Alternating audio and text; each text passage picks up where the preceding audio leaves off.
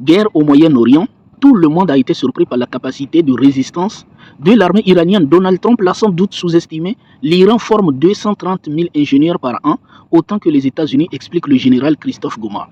Nous sommes sur France Info. Rappelez-vous ce que Cheikh Anta Diop disait. Il disait, à formation égale, seul le meilleur gagne. En réalité, au fait, l'Iran, ce n'est pas une petite puissance. Et un pays comme l'Iran ne peut absolument pas être soumis, ne peut absolument pas être dominé par une autre puissance étrangère. L'Iran produit ses propres armes, l'Iran produit sa propre nourriture, l'Iran produit ses propres médicaments, l'Iran forme ses propres ingénieurs, ses propres intellectuels. Un pays qui ne dépend de personne et qui produit tout ce dont il a besoin pour son développement et pour sa subsistance ne peut absolument pas être dominé par quelqu'un. C'est pour cela quand je dis aux Africains que, au fait, le fait que nous disons que nous avons des ressources minières, je vous dis que ça ne remplace absolument pas la capacité intellectuelle de produire des choses. Donc si l'Afrique aussi veut réussir, il faut d'abord commencer également par la formation intellectuelle, par l'éducation. C'est la chose la plus importante. On continue. Là, c'est au camp des États-Unis. Je vous ai dit, au fait, l'administration de Donald Trump est en train de s'effriter. C'est en train de s'effriter. On a vu des vingtaines de généraux qui ont démissionné et qui ont été chassés par l'administration de Trump. On a vu des ministres, par exemple, on a vu la ministre du Travail qui a démissionné. On a vu le chef de la marine américaine qui aussi a démissionné. On a vu des vingtaines de généraux qui ont démissionné. On a vu le chef de l'anti-terror qui aussi a démissionné. Donc, au fait, l'administration Trump est plus que, au fait, malade. Et là, regardez ce qu'on nous dit. Au sein de la Maison-Blanche, la position de Kash Patel, directeur du FBI, est de plus en plus perçue comme fragile. Un haut responsable déclare à Politico que ce n'est qu'une question de temps avant qu'un changement se produise. En réalité, au fait, le régime de Donald Trump est fragile actuellement. Le régime de Donald Trump est plus fragile que vous ne le pensez. Selon un long reportage de Atlantic, le directeur du FBI, Kash Patel, est décrit comme erratique, paranoïaque et souvent injoignable avec une absence fréquente et une consommation d'alcool pouvant être parfois problématique sur le temps du travail. Ça, c'est la nouvelle réalité. Regardez sur le monsieur ça. Regardez encore une fois la puissance de l'Iran. Parce que là, si on voulait parler en réalité de la puissance de l'Iran, on ne va pas finir. Parce que l'Iran est une puissance qu'on ne peut plus sous-estimer. Là, qu'est-ce qu'on nous parle? On est sur Al Jazeera. On nous parle de l'Iran. Rétro-ingénierie. Vous savez ce que ça signifie rétro-ingénierie?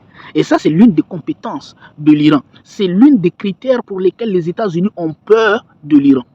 Parce qu'au fait, qu'est-ce que ça veut dire? Ça veut dire que les Américains, quand ils veulent fabriquer une arme, ils appellent leurs scientifiques qui se réunissent, ils investissent des milliards et des milliards de dollars dans la recherche d'abord. C'est-à-dire, avant de fabriquer une arme, il faut d'abord investir dans la recherche pour trouver cette arme.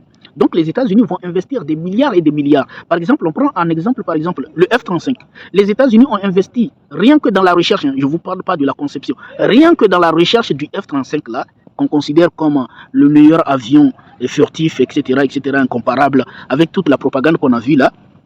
Les États-Unis ont investi 2000 milliards de dollars rien que dans la recherche pour trouver avant de trouver le F-35. Ils ont investi, et c'est comme ça les États-Unis, quand ils veulent fabriquer une arme, ils investissent énormément d'argent. Maintenant, qu'est-ce que l'Iran, lui, il fait? L'Iran, quand eux, ils sont en train de faire une guerre, ou bien quand les États-Unis font une guerre, que ce soit en Palestine, que ce soit au Liban, ou partout, qu'est-ce que les Iraniens disaient? Ils disaient, si vous trouvez une arme américaine qui n'a pas explosé, ou un missile iranien et américain qui n'a pas explosé, envoyez-le nous. Et c'est ce qu'on appelle le rétro-ingénierie. Regardez, nous sommes sur Al Jazeera. L'Iran rétro-ingénierie, des missiles américains non explosés découverts dans le sud. C'est-à-dire que les armes que les Iraniens, les Américains se vantent d'avoir les meilleures armes, les meilleurs missiles. Quand ils bombardent les Iraniens ou quand ils attaquent les Iraniens, il y a certaines de ces armes qui n'explosent pas. Et qu'est-ce que les Iraniens ils font? Ils vont prendre ces armes-là, ils vont les amener dans leur laboratoire, ils vont dépiécer un en un ces armes-là, c'est ce qu'on appelle la rétro-ingénierie, et ils vont les dépiécer et ils vont commencer par fabriquer leur propre version. Et c'est ça la réalité. C'est-à-dire que les Américains vont investir des milliards dedans dans la recherche, mais les Iraniens, quand ils vont découvrir ces choses-là, eux ne vont rien investir dans la recherche parce qu'ils ont déjà la chose. Donc ils vont tout simplement le dépiécer et fabriquer leur propre version. C'est comme ça que les Iraniens fonctionnent. C'est pour cela qu'ils ne vont jamais battre les Iraniens. Là, on est avec Benjamin Netanyahu. Nous sommes sur RT. qui nous dit audience du procès pénal de Netanyahou annulé encore 90 minutes avant son heure prévue, le début de Jérusalem Post. C'est pour cela que je vous dis, en réalité, il n'y aura jamais de procès pour Benjamin Netanyahou, mais actuellement, il y a quelque chose qui s'est passé parce que les choses évoluent. C'est-à-dire que le système de Benjamin Netanyahou, le plan de Benjamin Netanyahou est en train d'échouer. Pourquoi c'est en train d'échouer? Parce que le plan de Benjamin Netanyahou, c'est au fait éviter à tout prix un procès. Et pour éviter un procès, il va falloir mettre les Israël chaque fois en position de guerre, en position de guerre, effrayer la population avec les guerres, continuer à faire des conflits, continuer à alimenter des conflits. Et tant qu'il y aura des conflits, au fait, qu'est-ce qu'il y a? Ben, le procès sera toujours poussé. Et c'est exactement ce qui se passe. Mais sauf que là où son plan a échoué maintenant, regardez, là où son plan a échoué, Israël, l'ère de la division est terminée. Deux anciens premiers ministres s'allient pour contrer Netanyahou. Là, c'est là que la stratégie de Benjamin Netanyahou s'effondre. Parce que les deux partis les plus puissants de l'opposition s'unissent maintenant pour battre Benjamin Netanyahou aux élections. Ce qui signifie qu'en réalité, Benjamin Netanyahou, tôt ou tard, fera face à un procès. Pourquoi? Parce que quand ces gens-là s'unissent, et vous allez le voir, le parti qu'ils ont créé, c'est-à-dire l'union qu'ils ont fait, est devenu en tête de liste devant le parti de Benjamin Netanyahou. C'est-à-dire qu'ils se sont unis pour battre Benjamin Netanyahou. Donc, si on peut vous dire la réalité, qu'est-ce qui se passe? C'est fini pour Benjamin Netanyahou, il est complètement cuit. Là, nous sommes sur I24 News, le média de propagande israélien, qui nous dit Naim Kassem rejette tout désarmement du Hezbollah, nos armes protègent l'existence du Liban. Et c'est ça la nouvelle réalité. Qu'est-ce qui s'est passé? Ayant échoué sur le front, Israël, au fait, a appelé une négociation avec l'Iran. Négociation avec l'Iran, avec le pouvoir iranien. Alors que nous savons que, au fait, le pouvoir iranien n'est même pas en guerre contre Israël. Ils ne sont pas en guerre contre Israël. Nous avons vu lorsque Israël avait envahi le sud du Liban, le ministre libanais avait demandé à son armée de se redéployer vers le nord pour éviter une confrontation avec l'armée israélienne. Donc en réalité, il n'y a même pas, au fait, il n'est même pas question de demander au gouvernement libanais d'aller faire une négociation, c'est-à-dire d'aller négocier avec Israël, alors que le gouvernement n'a jamais été en guerre contre Israël. C'est plutôt le Hezbollah qui est en guerre contre Israël. Ou bien c'est Israël qui est en guerre contre le Hezbollah. Donc s'il y a négociation, si Israël pouvait négocier avec quelqu'un, c'est avec le Hezbollah. Et là, puisque Israël ne peut pas ni battre le Hezbollah, ni négocier avec le Hezbollah, il prétend qu'il va faire une négociation avec le gouvernement libanais. Mais sauf que le gouvernement libanais va négocier à quoi? Et c'est là que Naim Kassem dit qu'il rejette le désarmement, c'est-à-dire que le prétendu désarmement, puisque Israël est échoué sur le champ de bataille, il veut au fait obtenir ce qu'il est incapable d'obtenir sur le champ de bataille, sur la table des négociations. Et c'est là que le Hezbollah dit, niet, il n'y aura pas de désarmement. Tu as commencé, on va terminer. On continue. Un conseiller allemand dit que les Iraniens négocient avec une compétence exceptionnelle. Ces négociations sont comme si elles n'existent pas, ne nous concernent pas du tout. Naim Kassem du Hezbollah rejette les pourparlers directs Liban-Israël. Nous faisons face à deux choix, libération et dignité ou occupation et humiliation. C'est ça la nouvelle loi. C'est-à-dire que le Liban est en train de dire il n'y a pas de négociation avec Israël parce que nous n'avons que deux choix. Premièrement, soit nous acceptons l'humiliation, Israël va nous envahir, va tenter d'occuper le sud du Liban, va tenter d'humilier puisqu'il a déjà désarmé l'armée. S'il nous désarme, au fait, c'est fini, c'est l'humiliation pour le Liban. Donc nous n'avons que le choix, soit nous battre pour notre dignité, soit accepter l'humiliation dans l'occupation. Et c'est ça qu'il refuse. Nous faisons face à deux choix, dignité ou occupation, libération et dignité ou occupation, humiliation. Et loin de nous l'idée d'accepter l'humiliation. C'est ça la nouvelle. Ça c'est le grand défi d'Israël. C'est pour cela que je vous dis, Israël, vous allez voir. Restez, vous allez voir. Cet état c'est fini, je vous dis, c'est fini pour eux. Ils ne vont rien, ils ne vont rien réussir. Tout ce qu'ils feront sera échec. Ils ne vont rien réussir. Et même le Hamas est en train de se renforcer. Nous sommes sur BFM qui nous dit le pétrole en hausse après le report de pourparlers en Iran et aux États-Unis. Ni père ni guerre. La nouvelle normalité entre les États-Unis et l'Iran pourrait immobiliser l'Amérique indéfiniment. C'est-à-dire, qu'est-ce que cela signifie? Cela signifie que ce conflit dans lequel les États-Unis se sont lancés, il risque d'être un conflit gelé. C'est-à-dire qu'il n'y aura, non seulement il n'y aura pas d'accord, de paix, mais également il n'y aura pas, au fait, de normalisation. Donc, au fait, ça sera figé. Et je tiens à rappeler que, au fait, chaque jour qui passe, les destroyers américains qui sont sur le détroit d'Ormuz, on dit que la consommation de chaque destroyer, c'est 18 millions de dollars par jour. C'est incroyable, hein, les gars. Il y a 5000 personnes à bord. Hein. Les destroyers que vous voyez là, c'est pas petite blague. Hein. Il y a 5000 personnes à bord. C'est pour cela qu'on vous a déjà partagé ici, où ils se plaignaient de famine, etc., qu'il n'y a rien à manger. C'est pas une blague. C'est une dépense qu'ils sont en train de dépenser là-bas. La République islamique de l'Iran, stable, robuste, affirme le chef de la diplomatie à Vladimir Poutine. Israël, Benjamin Netanyahu veut rester Premier ministre pour bénéficier d'une indulgence judiciaire. Là, nous sommes sur RFI. Ça confirme ce que je vous avais dit. C'est-à-dire que le monsieur, au fait, il veut rester au pouvoir parce que rester au pouvoir, rester en tant que Premier ministre, lui évitera les problèmes. Parce que le monsieur, en réalité, celui que vous voyez là, c'est actuellement le dirigeant qui a le plus grand problème au monde, ce monsieur-là. Il est dans des problèmes énormes. Et d'ailleurs, il a fait tout pour que le président lui accorde sa grâce, parce que lui, je t'ai rappelé, parce que les gens, il y a beaucoup de gens qui ne savent pas que, au fait, en Israël, il n'est pas que le chef, hein, il y a un président en Israël, moins connu, mais c'est lui le président, il n'est que le premier ministre, il y a un président. Il a demandé, au fait, à ce qu'il soit gracié, on a refusé. Donc ça fait plusieurs années qu'il a demandé à être gracié, le président a refusé de le gracier. Donc le monsieur, il sait qu'il est dans des problèmes, il sait qu'il ne s'en sortira pas, c'est pour cela qu'il veut rester, mais sauf que son plan va échouer. Pourquoi? Parce que là, il y a une coalition qui va le renverser. C'est ça la nouvelle réalité. Je ne laisserai jamais ce pays être entraîné dans une guerre qui n'est pas dans notre intérêt. Jamais. Là, c'est Starmer, un Starmer qui dit qu'il ne rentrera jamais dans un conflit qui n'est pas le leur. Et au fait, dans cette vidéo, il a eu une ovation pendant plusieurs secondes, les gars. Il a eu une longue ovation, ce qui signifie que, au fait, les Britanniques le soutiennent pour n'avoir pas entraîné, au fait, leur pays dans la guerre de Donald Trump, ce qui est en train d'isoler Donald Trump. Et vous allez le voir plus tard, ce qu'il a affirmé, ce qu'ils ont affirmé de Donald Trump. Là, nous sommes sur le Parisien, guerre au Moyen-Orient. L'Iran prépare une loi pour que son armée ait autorité sur le détroit d'Ormuz. La République islamique d'Iran estime que son armée devrait avoir autorité sur le détroit d'Ormuz. Je crois que Benjamin Netanyahu nous a conduits sur une voie. Regardez qui parle, hein, ce n'est pas n'importe qui parle. Là, vous allez voir qui parle. Je crois que Benjamin Netanyahu nous a conduits dans une voie et nous en avons fait partie. Ceci a en substance créé un génome à Gaza qui a déstabilisé le Moyen-Orient, ancienne secrétaire d'État adjoint des États-Unis sous Joe Biden. Là, regardez, ça c'est l'ancienne secrétaire d'État adjoint qui déclare que, au fait, Benjamin Netanyahu, Israël, les a conduits, au fait, dans un conflit et ils sont en train de comprendre qu'ils ne s'en sortiront pas, tout simplement. Donc, en réalité, qu'est-ce qui est en train de se passer? Les Américains sont en train de se rendre compte que, au fait, Israël n'est pas leur allié qu'ils pensaient. Non seulement Israël n'est pas l'allié qu'ils pensaient, ou bien l'assuplétif, mais Israël veut se conduire en donneur d'ordre aux États-Unis, à la puissance américaine.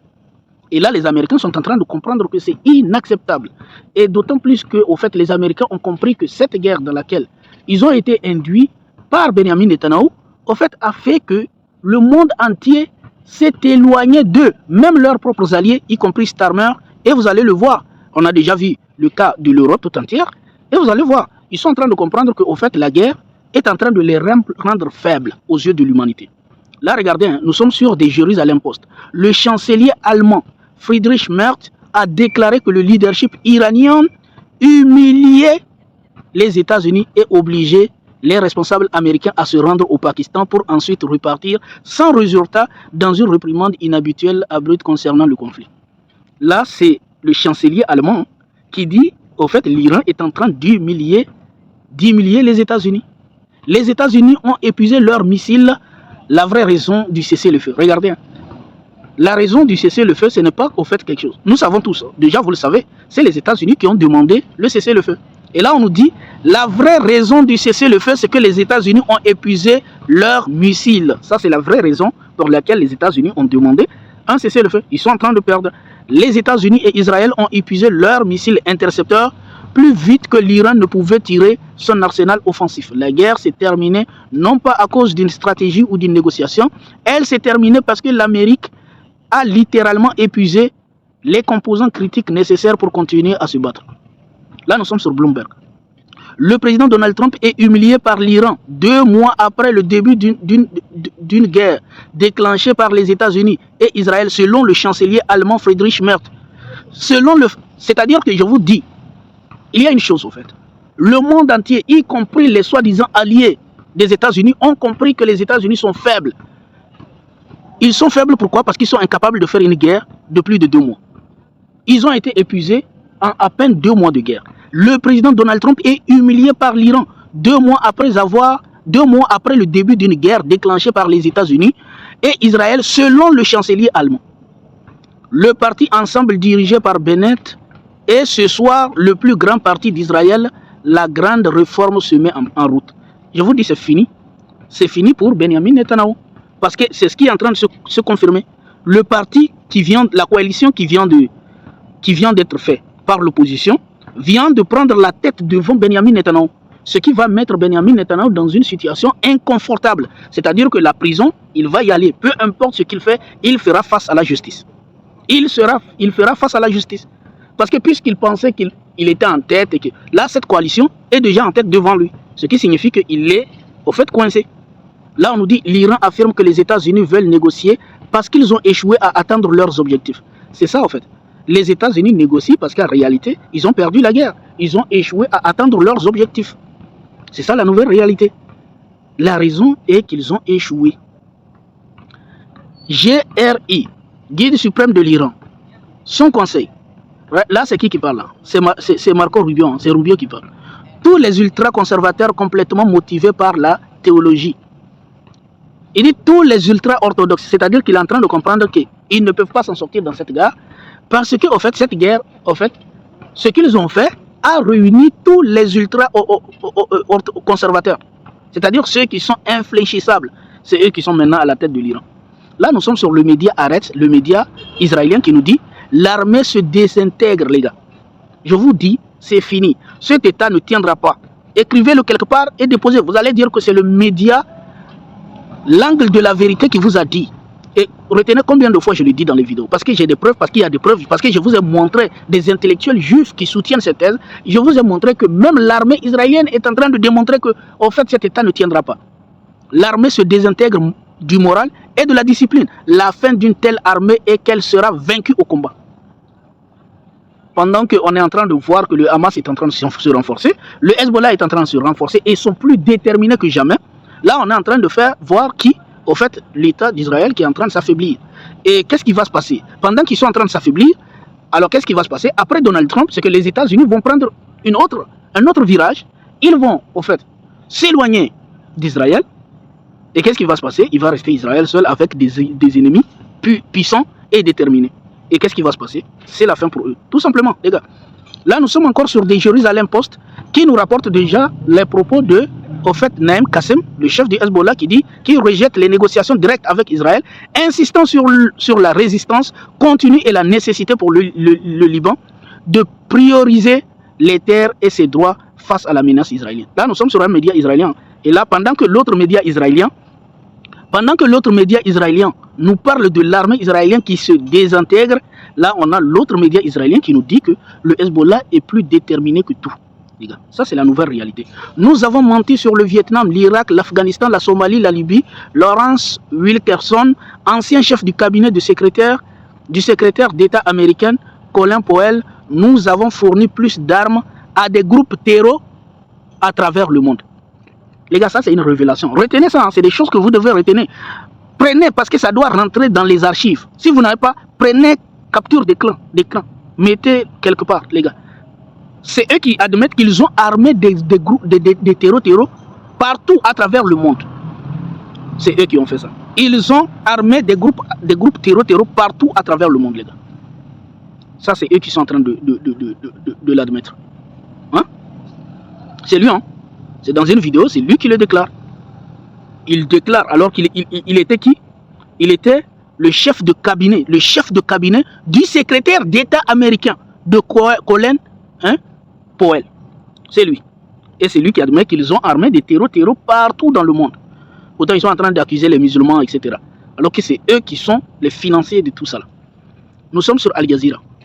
le porte-parole du ministre iranien de la Défense, Raza Taleini, déclare que les États-Unis écoutez, c'est la fin, je vous dis, c'est la fin. Et le problème est que tout le monde est en train de voir que c'est la fin pour les Américains.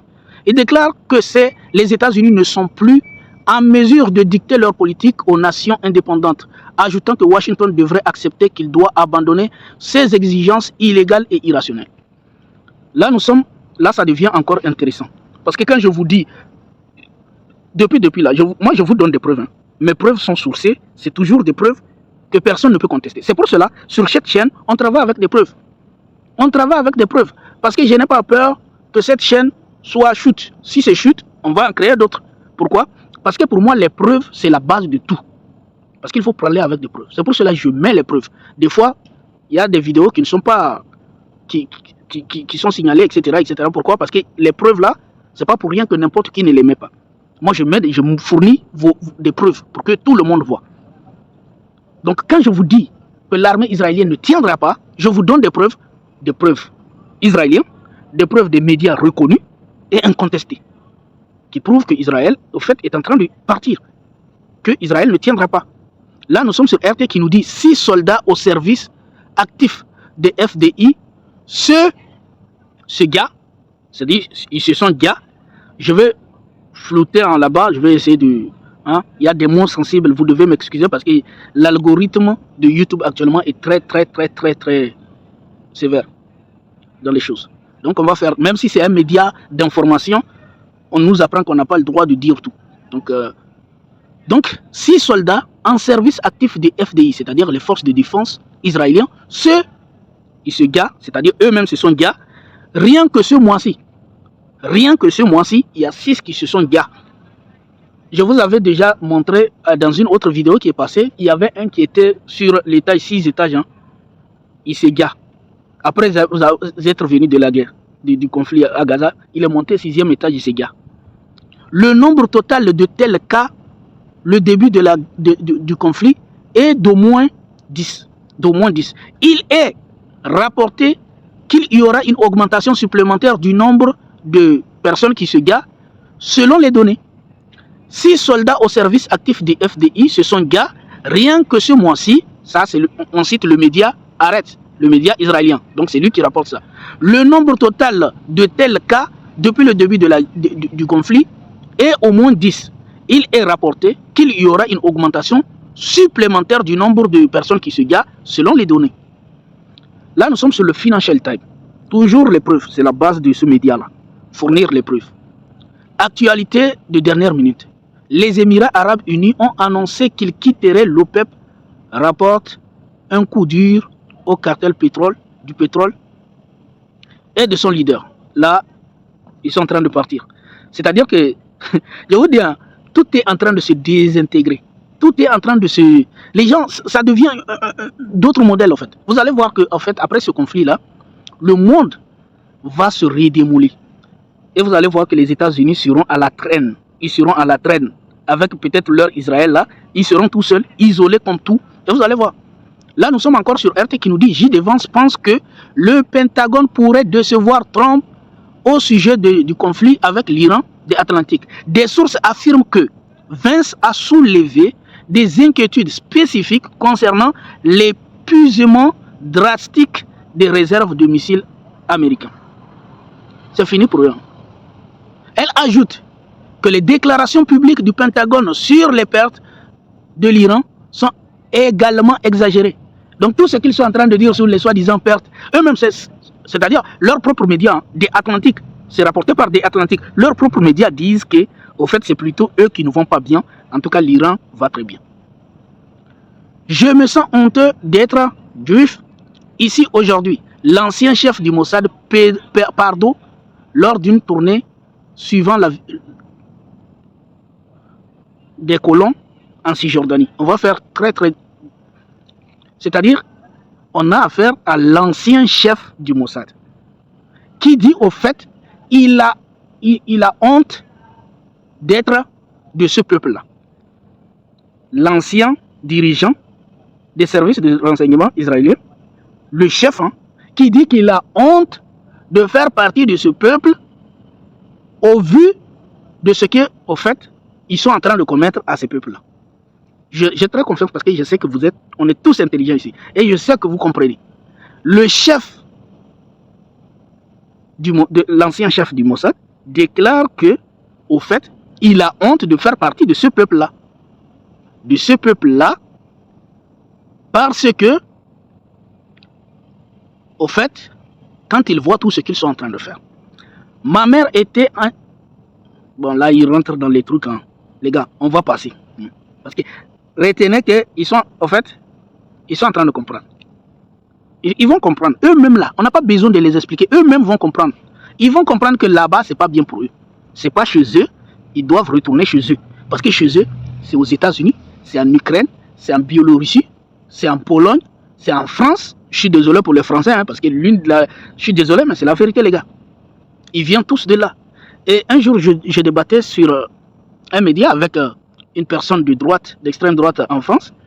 Il me disait, oh, c'est bien ce qu'Israël est en train de faire en Palestine, il soutient ça. Je vous jure, hein. Et je lui ai dit, vous prétendez que vous n'aimez pas l'immigration. Mais quand vous allez chasser les Palestiniens de chez eux, est-ce que tu sais que c'est chez vous qui sera la Palestine? C'est-à-dire que si vous refusez aux Palestiniens le droit de vivre chez eux, c'est chez vous qui sera la Palestine des Palestiniens. C'est comme ça. Parce que vous vous plaignez que vous n'aimez pas l'immigration. Chaque fois, vous vous plaignez de l'immigration. Mais quand vous regardez là, dans tous les peuples qui viennent immigrer chez vous, vous êtes toujours là à empêcher ces peuples-là de vivre tranquillement. Vous allez voir d'autres peuples causer du tort à ces peuples-là pour les empêcher de vivre tranquillement. Et vous voulez quand même vous vivre chez vous tranquillement. C'est des choses qui ne sont pas logiques. C'est pas possible. Regardez par exemple Donald Trump.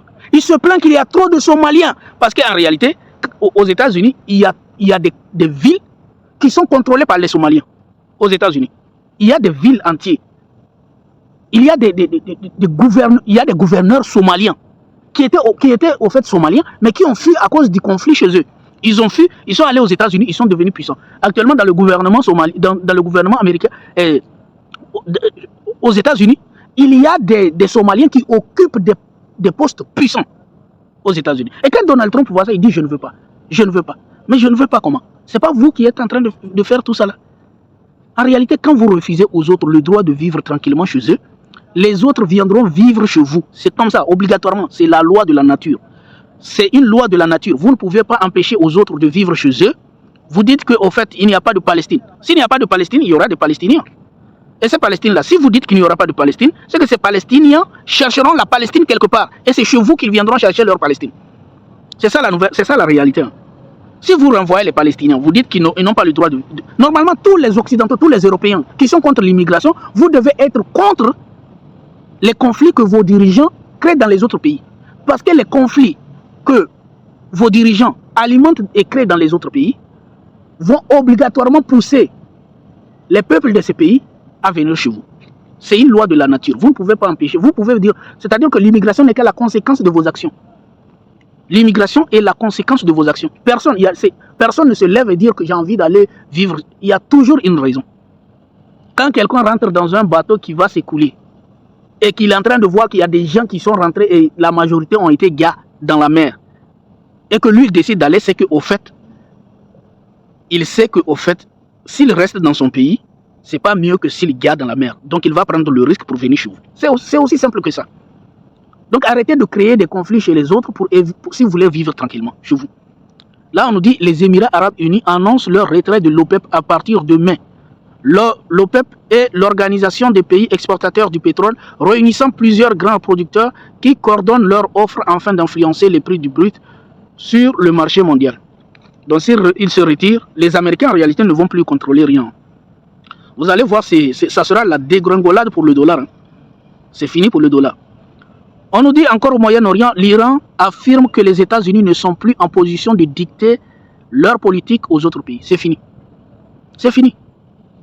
Les États-Unis ne sont plus en position de dicter leur politique aux autres pays. C'est fini.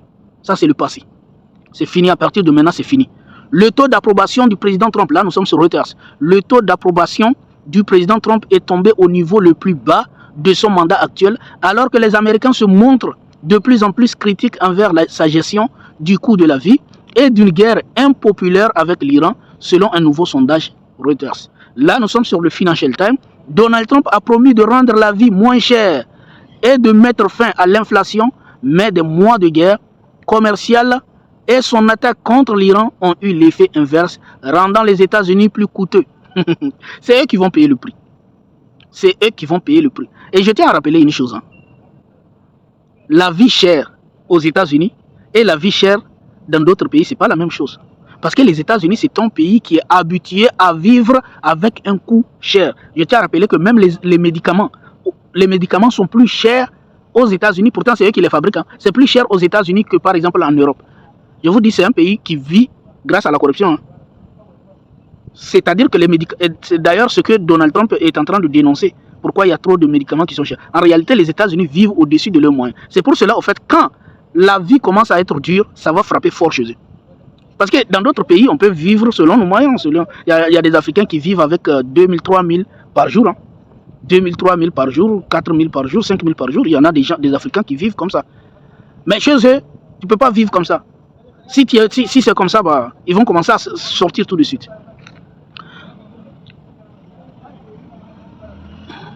NBC rapporte que l'Iran a causé plus de dommages aux bases militaires américaines au Moyen-Orient que les responsables ne l'avaient d'abord révélé.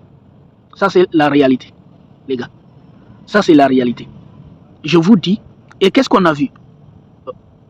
Et là, regardez, hein, les gars, quand je vous dis que c'est fini pour eux, c'est fini pour Donald Trump et tout. Friedrich Merz a déclaré que les États-Unis avaient été humiliés par l'Iran lors d'une attaque ouverte contre Donald Trump. Friedrich Merz, je vous dis, hein, Friedrich Merz, le chancelier allemand, qui attaque Donald Trump et dit au Donald Trump, vous avez été humilié, toi et toute ta puissance, les soi-disant premières puissances du monde, avec toute votre armada, etc., vous avez été humilié. Cela signifie quoi? C'est pour dire aux Américains que le monde entier a été témoin. Nous-mêmes là, nous avons vu, nous sommes témoins de l'humiliation que vous avez subie. Les soi-disant alliés des Américains disent aux Américains, vous avez été humiliés par l'Iran. Le monde est témoin. Tout le monde est témoin, tout le monde a vu. Non seulement sur le champ de bataille, vous avez été humiliés, mais actuellement même, dans les négociations, vous êtes humiliés. Les Iraniens, vous dites qu'il y a négociation au Pakistan. Je dis, oui, Pakistan, à Islamabad. Vous prenez vos avions, vous allez là-bas, vous attendez les Iraniens, ils ne viennent pas. Les Iraniens vous ont humiliés. Sur le champ de bataille, ils vous continuent de vous humilier également sur la table des négociations. C'est ça la réalité. Leurs propres alliés sont témoins de ça. Le monde entier est témoin de ça. Ça, c'est un signe de l'effondrement des États-Unis. Merci d'avoir écouté jusqu'à là. On se dit à très bientôt et portez-vous bien.